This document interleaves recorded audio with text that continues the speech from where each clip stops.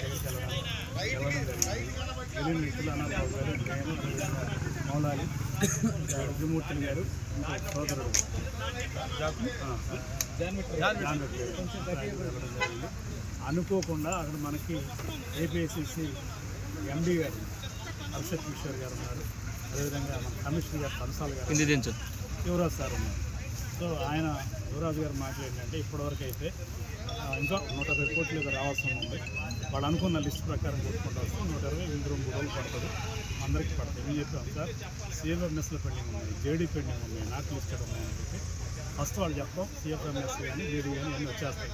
ఏదైనా ఒకవేళ రాని వాళ్ళు ఎవరన్నా ఉంటే 15 తర్వాత నా దగ్గరికి వచ్చి మళ్ళీ ఒకసారి కలవండి అని చెప్పడం జరిగింది. మేము ఇంకోటి ఏం చెప్పామంటే సార్ 20% ఇచ్చారు, మేము కాదంటలేదు, ఇంకా అందని వాళ్ళు ఉన్నారు. సో ఇప్పుడు మీరు ఇచ్చిన అమౌంట్ 20% మాత్రమే కొద్ది మందికి పడుతుంది. ఇప్పుడు రిమైనింగ్ మేము అడుగుతుంది ఏంటంటే 400 అంటే ఎస్సీలకి 404 కోట్లు, ఎస్టీలకు వచ్చేటప్పటికి ఒక 60, 464 కోట్లు రిలీజ్ చేస్తే 8,000 ఎంటర్ప్రైనర్స్ బయటపడతాం, 100% సబ్సిడీ. ఇది మీరు చేయగలరు. సీఎం గారు ఏమన్నారు అన్నాడు ఆసక్తి. సీఎం గారు వర్కౌట్ అన్నాడు, చేద్దామని పాజిటివ్గా రెస్పాండ్ అయ్యారు. మీరే మెయిన్ ఇండస్ట్రీలో ఉన్నది మీరు చెప్పాలి, కన్విన్స్ చేయాలన్నప్పుడు ఆయన మాట్లాడతానని చెప్పారు. ముఖ్యమంత్రి గారు కలుస్తారు విశాఖపట్నంలో కూడా, నేను ముఖ్యమంత్రి గారితో మాట్లాడతాను. ఈ డిమాండ్ బాగానే ఉంది. 464 8,000 కుటుంబాలు ఇది చేయమని చెప్పడం జరిగింది. సో దానికి ఆయన పాజిటివ్గానే మాట్లాడారు. మళ్ళీ ఏమన్నా మనం మాట్లాడాలి. ఇది పరిస్థితి. అంటే మనం టోటల్గా 2 నిమిషాలు అడిగాం. ఇప్పుడు ఉన్న వాటికి ఏంటి పరిష్కారం, అన్నీ కొడతాం. రాబోయే వాటికి 100% సబ్సిడీ లేదు. దానికి సంబంధించి కూడా ముఖ్యమంత్రితో మాట్లాడి మీకు చెప్తాను. మీ వెనక నేను ఉన్నానని హామీ ఇచ్చాను. 15 తర్వాత అవి కూడా ఇస్తాను. ఈరోజు స్టార్ట్ చేస్తాను. నేను మాట్లాడేంటంటే సార్, ఇలాగ చాలామంది ఫటప్ అయిపోయి ఉన్నారు, చాలామంది చాలా ఇబ్బంది పడుతున్నారు. గత 4 సంవత్సరాల నుంచి మీరు ఇస్తారు ఇంకా వస్తాయని 100% వస్తాయని ఎదురు చూసేంత వరకు ఇప్పుడు మీరు చేసిన పని కొంతమందికి కొంతమంది ఇవ్వకపోతే అందరూ ఫటప్ అయిపోయి ఉన్నారు. ఎవరు ఏ విధంగా రియాక్ట్ అవుతారో తెలియట్లేదు. కాబట్టి దయచేసి మేము పారిశ్రామికవేత్తలే కానీ ప్రజా సంఘాల నాయకులం కాదు, మేము రోడ్లకి దందాలు చేసేవాళ్ళం కాదు. ఇప్పటివరకు మాకు పారిశ్రామిక అంటే ఒక విలువ ఉంది, ఆ విలువను మేము కాపాడుకుంటూ ఇప్పుడు దాకా వచ్చాము. కాబట్టి ఆ విలువ పోయే పరిస్థితి, రోడ్డు ఎక్కే పరిస్థితి మీరు తీసుకురావద్దు. ప్రతిపక్షాలకు అవకాశం మీరు ఇవ్వద్దు.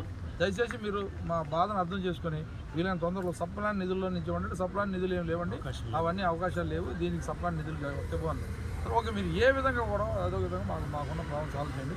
అందులో మీరు కొంతమందికి ఇచ్చి కొంతమంది పోతే మిగిలిన చాలా డిప్రెస్ అయిపోతారు సార్, వాళ్ళు చాలా డిప్రెషన్లోకి వెళ్ళిపోతున్నారు. కాబట్టి దయచేసి మీరు అర్థం చేసుకొని వీళ్ళని తొందరగా చేయండి అంటే ఆయన నేను చేస్తానండి.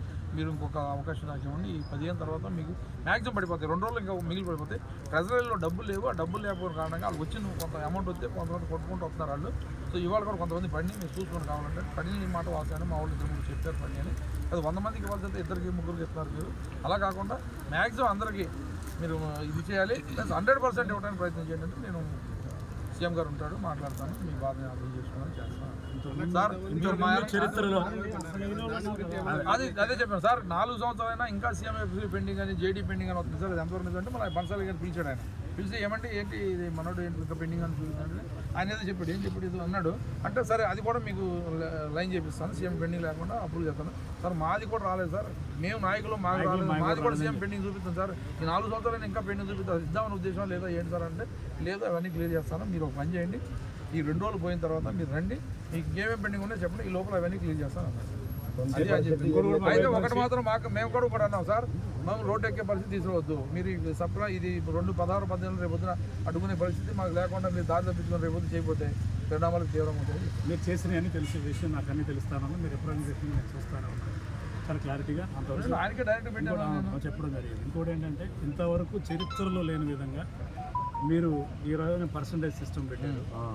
దీనివల్ల మేము చాలా తీవ్రంగా నష్టపోయిన పరిస్థితి. మీరే అన్నారు ఫస్ట్ కమ్ ఫస్ట్ సర్వ్ అని, ఆర్డర్ ఆఫ్ ప్రయారిటీ ప్రకారం ఇస్తానని పక్కన పెట్టి దాన్ని మాత్రం ఒప్పుకున్నాడు. పొరపాటు జరిగింది, అది మాత్రం పొరపాటు జరిగింది. అట్లా సబ్సిడీస్ పర్సంటేజ్ రూపంలో అది 20% వల్ల మాకేమీ ఉపయోగం లేదన్నట్టుగా మనం చెప్పడం జరిగింది. సో అతి త్వరలో మన డిమాండ్ రిమైనింగ్ 464 కోట్లు.